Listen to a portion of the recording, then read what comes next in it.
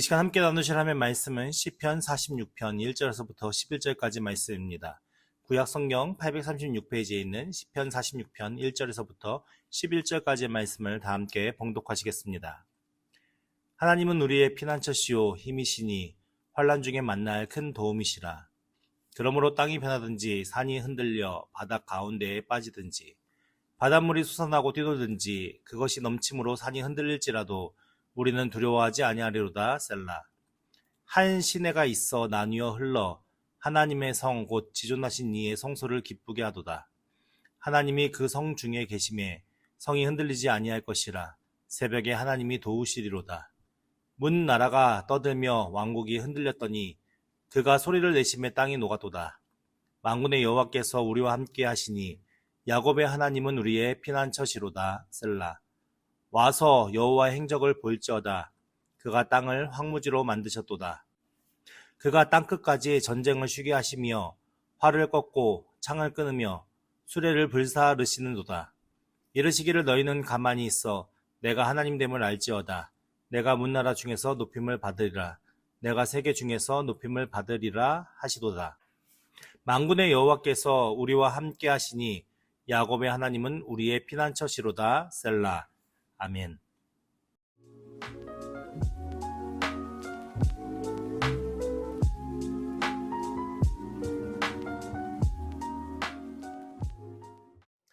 오늘은 시편 46편의 말씀을 함께 나눠보려 합니다. 우리 시편 46편의 표제어 1절 위에 뭐라고 써져 있죠? 고라자손의 시 인도자를 따라 무엇에 맞춰? 알라못에 맞춘 노래라고 되어 있습니다. 그럼 알라못이 무엇인지 알아야겠죠. 근데 신학자들도 이 알라못이라는 것에 대한 정확한 의미가 무엇인지를 확실히 알지는 못하는데, 근데 대부분 이제 추정하기를 이 단어가 처녀를 뜻하는 단수의 복수형으로 추측을 하고 있거든요. 그러니까 단어의 복수형으로 추측하고 있는데, 이 단어의 사전적 의미는 젊은 여자를 이라는 의미가 되어집니다. 그리고 역대상의 15장 20절에 보면은 이 단어를 여인의 노래라고 이렇게 번역이 되어 있거든요. 그러니까 이런 견해를 취한다면 알라못이라는 것은 많은 여인들이 연합하여 부르는 노래 또는 소프라노 같은 고음의 여자 음성을 가리키는 겁니다. 그렇게 해서 여성 합창 약간 이런 느낌의 이제 그런 시편이라는 것을 알 수 있는 것이고, 이 시편 46편도 마찬가지로 히스기야 시대에 아수르 왕 사네립의 침략으로 예루살렘이 함락당할 위기의 상황에 있었을 때 하나님의 도우심으로 구원받은 그 배경. 그러니까는 지금 사네립 군대가 쳐들어와서 이제 환난과 어려움 가운데 있는 게 아니라 하나님께서 사네립 군대를 쳐 부숴주셔가지고 이제 이겨서 승리해서 구원받은 그 이후에 지은 시라고 우리가 이제 신학자들이 그렇게 판단하면서 이야기하고 있습니다. 그 내용을 한번 살펴보자면 1절 말씀에 하나님은 우리의 무엇이요? 피난처시요 힘이시니 환난 중에 만날 큰 도움이시라. 그러니까 이미 이 히스기야와 이스라엘 백성들은 자신들이 엄청나게 이제 국가적으로 멸망할 수도 있는 그런 위기의 상황에서 누가요? 하나님의 도우심으로 그들이 이제 구원함을 받아서 그 하나님을 찬양하면서 이제 1절의 말씀에 뭐라고 하면 하나님은 결국 우리의 무엇이라고요? 피난처. 피난처는 비바람을 피하기 위해 피신하는 그 장소를 이야기하는데, 하나님은 우리의 피난처시오 힘이시다라는 표현을 통해서 피난처는 결국 무엇이요? 방어적인 의미를 담고 있고, 힘이라는 것은 결국 뭐예요? 그 대적들을 다 무찔러 이길 공격적인 의미를 담고 있거든요. 그러니까 하나님은 우리의 피난처요 힘이시다라는 것이 하나님께서 우리를 막아주시고 하나님께서 우리를 들로부터 구원하여 주신다라는 의미를 같이 담겨 있는 말씀입니다. 그러면서 환난 중에 만날 큰 도움이시다. 결국 하나님의 능력, 하나님의 도우심, 하나님의 어떤 그 일하심에 대해서 어떨 때 우리가 경험하고 알게 되냐면 대부분 환난 때 알게 됩니다. 우리가 평안할 때는 하나님이 일하시는 것, 하나님의 능력과 하나님의 힘이 무엇인지를 잘 분별하기도 어렵고 그것을 이해하기도 어렵습니다. 하지만 우리가 환난 때 어떻게 되죠? 환난 때 환난의 일들을 만나게 되었을 때 우리는 무엇을 고백하냐면 우리의 힘으로는 그것을 이길 수 없습니다라는 고백이 우리 안에 솟아나잖아요. 그러면서 하나님께 도우심을 바라는 기도가 하나님께 드려지게 되죠. 그 기도를 드릴 때에 이제 하나님께서 그 모든 상황에 개입하셔서, 물론 우리가 기도 안 한다고 개입하시지 않는 건 아닌데, 우리가 그 간절한 하나님을 찾는 그 순간 하나님께서는 우리에게 어떻게 하면은 하나님, 내가 너의 피난처 되고 내가 너의 힘이 된다라는 것을 우리에게 깨닫게 하시는 그런 경험들을 우리가 그런 환난의 날 때 많이 경험하지 않습니까? 그러니까 그 일들을 통해서 하나님께서는 무엇을 우리에게 가르쳐 주시고 보여주시는 거냐면, 내가 너를 그냥 내버려 두는 게 아니야. 내가 너를 끝까지 지키고 내가 너를 보호하며 내가 너의 모든 길 가운데 함께 하는 거야 라는 것을 우리에게 깨닫게 하시고 가르쳐 주시는 것이죠. 그걸 통해서 우리는 무엇입니까? 보이진 않지만, 우리가 삶 속에서 느껴지진 않지만, 우리가 삶 속에서 모든 것이 다 알아지진 않지만, 그래도 그 하나님이 환난 때 우리의 피난처 되시고 힘이 되시는 그 하나님께서 우리에게 그런 경험과 그런 여러 가지 일들에 대한 은혜를 깨닫게 하셨으니까 그 하나님을 믿는 믿음. 우리가 성경에 미쁘신, 히브리의 미쁘시다라는 말씀을 우리가 살펴보았잖아요. 그 미쁘시다는 그 성실과 하나님의 그 일하심에 대한 의미를 우리가 믿는 마음이 생겨나면서 더 하나님 앞에 가까이 믿음으로 나아갈 수 있는 것이겠죠. 그래서 이 1절의 고백이 매우 중요한 가운데 있습니다. 하나님은 우리의 피난처시오 힘이시니 환난 날에 만날 큰 도움이시다. 그러니까 결국 우리는 하나님의 도우심이 없다면 절대 이 믿음의 길을 걸어갈 수 없는 존재라는 걸 우리가 깨달아야 하는 것이고, 우리가 그래서 매 순간순간 우리의 연약함을 하나님 앞에 고백하면서 하나님의 도우심을 우리가 바라고 기대하며 그렇게 살아가는 은혜 안에 있어야 되는 것입니다.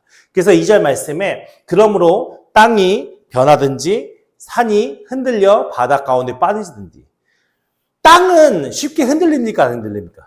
땅은 쉽게 변하지 않아요. 오늘날에는 뭐 여러 가지 장비들을 가지고, 중장비들을 가지고 인간이 그 땅을 많이 변화시켜 가면서 자신들의 어떤 이게 뭐랄까요, 여러 가지 많은 생활을 위해서 개발해 나가기도 하고 변형시켜 하기도 하지만, 이 시대, 성경이 기록될 당시의 시대에는 절대 땅은 변하지 않았어요.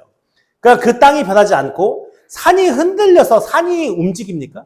절대 산은 움직이지 않는 그런 상징적인 물체예요. 그 물체가 혹여나 흔들려서 바다에 빠지는 일이 일어나는 게 쉽겠습니까? 어렵죠. 그런 것이 절대 일어나지 않을 것 같은 그런 상황이 된다. 그러니까 자연의 어떤 일들을 통해서 이런 일들은 절대 일어나지 않지만, 그런 것에 대한 예를 들어서 말씀하고 있는 건데, 땅이 변하든지 산이 흔들려 바다 가운데 빠지든지. 결국 산이 흔들려 바다 가운데 빠진다는 것은 좋은 의미는 아닐 거 아니에요. 어떤 재앙이나 환난을 얘기했죠. 계속 이어서 3절 말씀에 바닷물이 솟아나서 뛰노라. 그럼 배를 타고 갈 수 있습니까? 그럴 수 없겠죠. 그것이 넘침으로 산이 흔들릴지라도, 이런 많은 자연재해들이 있을지라도, 그런 우리가 살아가는 삶 속에 많은 어려움과 여러 가지 많은 환난과 여러 가지 많은 어려운 힘든 일들을 만난다 할지라도 우리는 어떻게 한다고요? 두려워하지 않겠다고요. 왜 두려워하지 않아요? 여호와 하나님께서 우리의 피난처 되시고 힘이시고 우리가 환난 중에 만날 큰 도움이시기 때문에, 아무리 우리 앞에 어려움과 환난과 힘듦과 여러 가지 많은 일들이 일어난다 하더라도 우리는 두려워하지 않을 것이다 라고 지금 선언하고 있는 것이죠. 누구 때문에요? 여호와 하나님 때문에. 그래서 4절 말씀에, 한 시내가 있어 나뉘어 흘러 하나님의 성 곧 지존하신 이의 성소를 기쁘게 하도다 라고 말씀하고 있는데, 시내가 있대요. 한 시내가 있는데 그 시내가 나뉘어 흐르는데요. 그러니까 여러 갈래로 나누어서 흐르는 시내겠죠. 근데 여기서 한 시내라는 것은 건기에도 마르지 않는 시내를 얘기해요. 그러니까 이스라엘은 우기와 건기로 구분되어지거든요. 그러니까 건기는 비가 와야 하나요? 안 오는 시기예요. 비가 안 오면 당연히 시내가 어떻게 될까요? 마를 수밖에 없겠죠. 근데 이 한 시내라는 이 단어의 의미는 건기에도 마르지 않는 그냥 물이 풍족한 그 시내를 이야기해요. 근데 그 시내가 한 시내로 흘러서 여러 갈래로 나뉘어서 흐르는데, 이게 어디를 흐르냐면 하나님의 성을 흐린대요. 근데 하나님의 성이라는, 이스라엘 사람들에게 하나님의 성은 어디를 얘기할까요? 예루살렘을 얘기하겠죠. 성전이 예루살렘. 근데 실질적으로 예루살렘 주변에는 이렇게 하나의 시내가 흘러서 여러 갈래로 흐르는 물이 없어요. 시내가 없어요. 그러니까는 그 시내가 없음에도 불구하고 여기서 한 시내가 나뉘어 흘러 하나님의 성 곧 지존하신 이의 성소를 기쁘게 한도다라는 이 의미는 무엇이냐면, 이스라엘 백성에게는 무엇이 중요하냐면 물이 중요해요. 물이 적정한 때에 적정하게 공급이 되어져야 풍요롭게 살 수 있잖아요.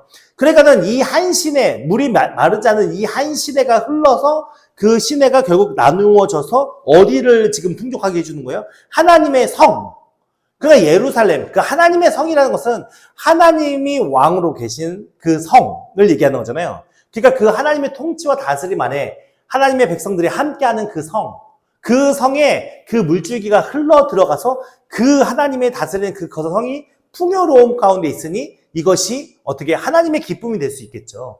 그걸 상징적으로 비유적으로 얘기하는 거예요. 그러니까 예루살렘 성에는 이렇게 흐르는 시내가 없어도 그 하나님께서 다스리는 그 성 안에는 무엇이 있다고요? 하나님의 풍요로움이 있다. 그 안에는 안식이 있고 평강이 있다라는 것을 이 4절 표현을 통해서 상징적으로 이제 설명을 하는 것인데, 결국 하나님께서는 우리가 하나님 나라에 이르거나 그 하나님의 백성으로 살아간다는 것은 무조건 힘들고 괴롭고 고난의 길, 역경의 길만 갖는 것이 아니라 그 하나님께서 때를 따라 공급하시는 은혜를 따라서 우리에게 평강과 안식과 은혜를 부어주셔서 우리가 그 믿음의 길을 잘 걸어갈 수 있게 하시고, 결국 우리가 하나님 나라에 이르렀을 때는 영원한 그 평강과 풍요로움과 안식 가운데 하나님 나라의 그 하나님 성에 이를 수 있게 되는 것이죠. 그러니까 그것을 사모하면서 그것을 기뻐하면서 오늘 우리가 이 믿음의 길을 한 걸음 한 걸음 하나님 앞에 나아가야 되는 것입니다. 그래서 5절 말씀에 하나님이 그 성 중에 계심에, 하나님의 도성인 하나님의 성이니까 하나님이 그 성 중앙에 계시겠죠.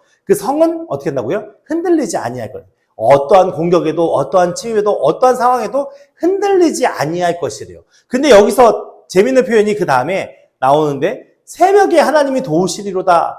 지금 하나님의 성이 흔들리지 않는 것과 새벽과 무슨 관계가 있습니까? 무슨 관계가 있어요? 아무런 관계가 없는 것 같잖아요.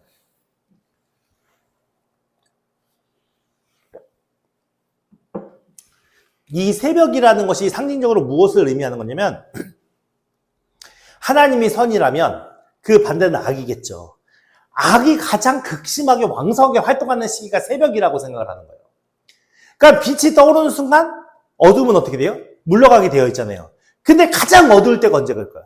빛이 떠오르기 직전이겠죠. 그때가 가장 어두울 거 아니에요. 그러니까 아무리 악의 세력이 활발하게 왕성하게 그 모든 것을 행한다 할지라도 결국 하나님께서 딱 빛을 비추시는 그 시기가 되면 어떻게 해요? 그 악은 다 떠나 없어질 수밖에 없거든요.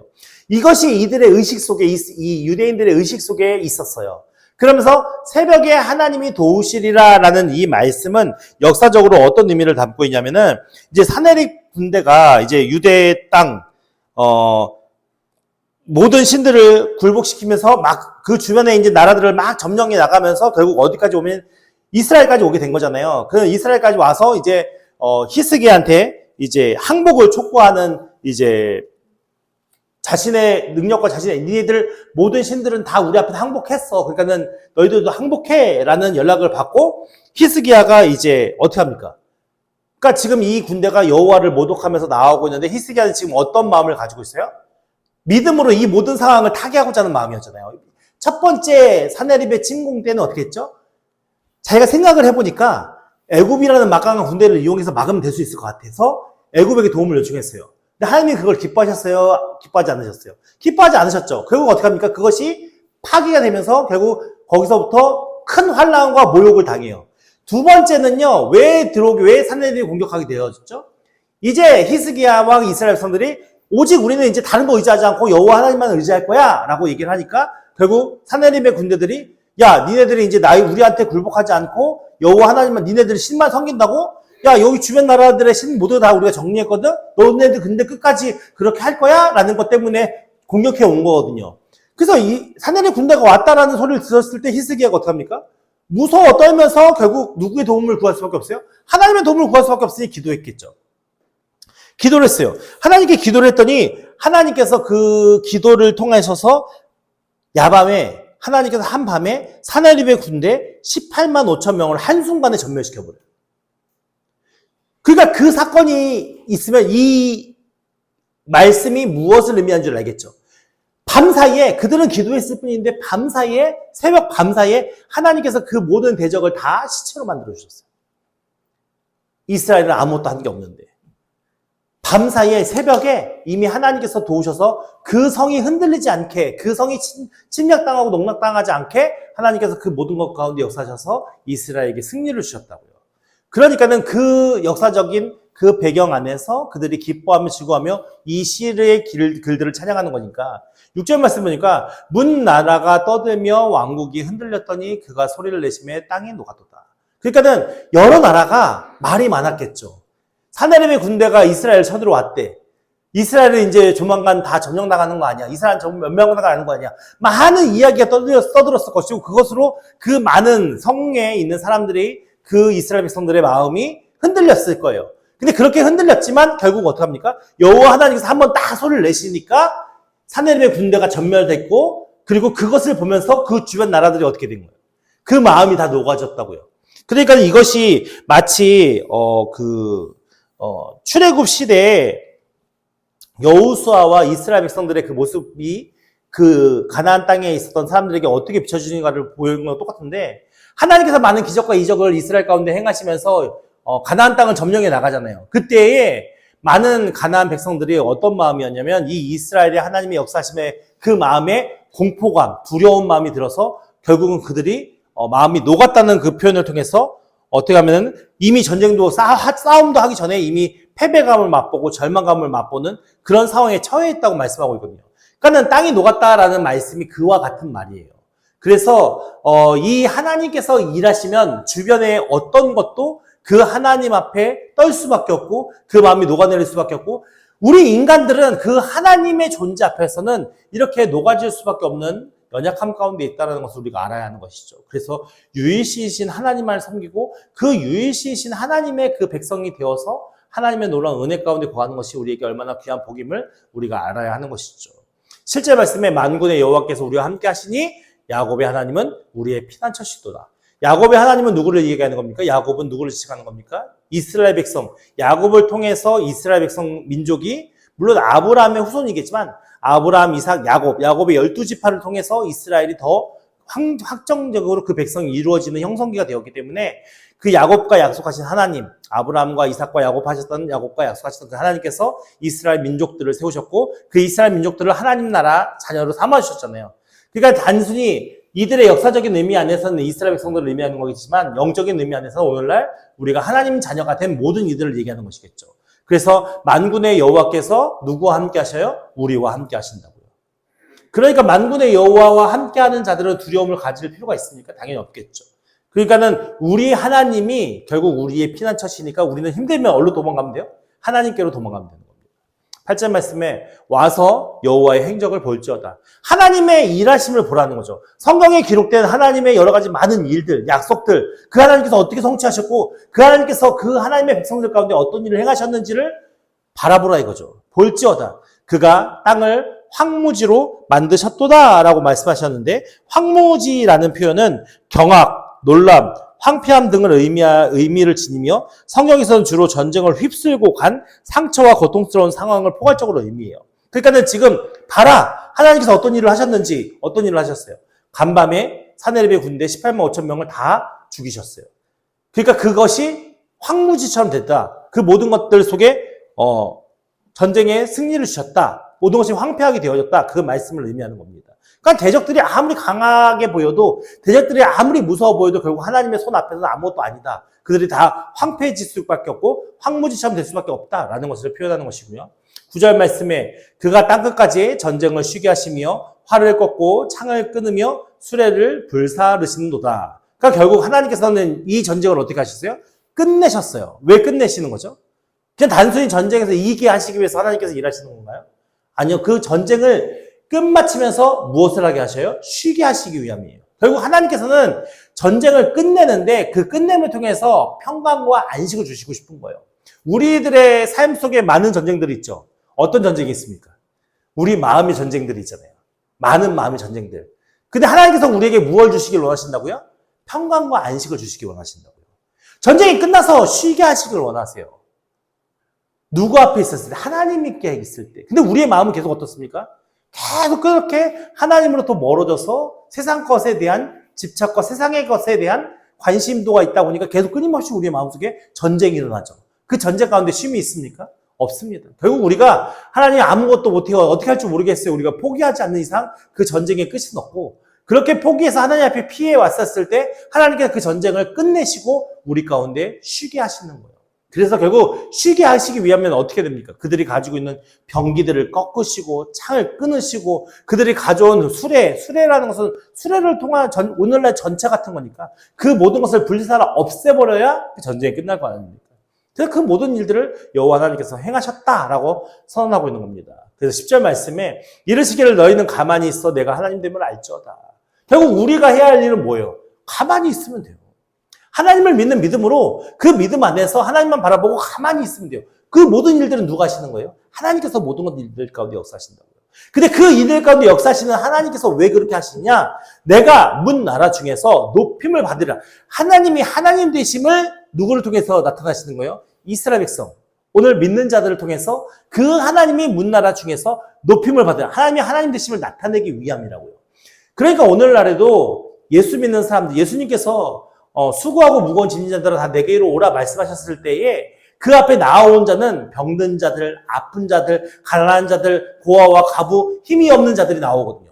힘이 없는 자들을 통해서 하나님께서 그들을 보호하시고 그들 가운데 역사하셔서 힘 있는 자들을 누르시는 거예요. 그래서 이 세상에 진짜 신은 하나님이시구나, 하나님은 진짜 믿을 만한 신이구나라는 것을 보여주시는 거라고요. 그러니까 오늘날 우리가 가진 것이 별로 없었고 내세울 것이 별로 없다 해도 우리가 낙심하고 실망하지 않을 이유는 뭐냐면 하나님께서 우리 가운데 역사하시고 놀라운 일을 행하셔서 많은 사람들 중에서 여호와 하나님이 하나님 되심을 보이고 높임을 받게 스스로가 하실 거라는 거죠. 그래서 내가 세계 중에서 높임을 받으리라 하시도다. 누가요? 하나님이요. 그렇다면 우리의 의식과 우리의 마음은 어디를 향해 있어야겠습니까? 당연히 그 하나님께만 향해 있고 집중해 있으면 하나님께서 모든 것 가운데 일을 하셔서 하나님의 하나님 되심을 우리를 통해서 증명하시고 보이시고 나타내셔서 높임을 받으신다라는 겁니다. 그러니까 우리는 하나님을 찬양하고 예배하는 것만 열심히 하면 되는 거겠죠. 그러면서 11절 마지막 말씀에 만군의 여호와께서 누구와 함께 하셔요? 누구와 함께 하셔요? 믿으십니까? 네, 우리와 함께 하십니다. 이걸 절대 잊지 마시기 바랍니다. 어떤 상황, 아무리 고통스러운 상황, 아무리 극심하게 피곤한 상황, 아무리 극심하게 어려운 상황이라 할지라도 우리가 절대로 잊지 말아야 할 것은 여호와 하나님이 만군의 여호와께서 우리와 함께 하신다는 이 말씀을 잊지 마시고 그 하나님을 위해 그 하나님 앞에 피하시면서 그 모든 환난과 그 모든 어려움 가운데 역사하시고 일하시는 하나님을 경험하고 그 하나님의 은혜를 누리면서 우리가 끝까지 믿음으로 승리하는 하나님의 백성이 되기를 예수님으로 축원드립니다.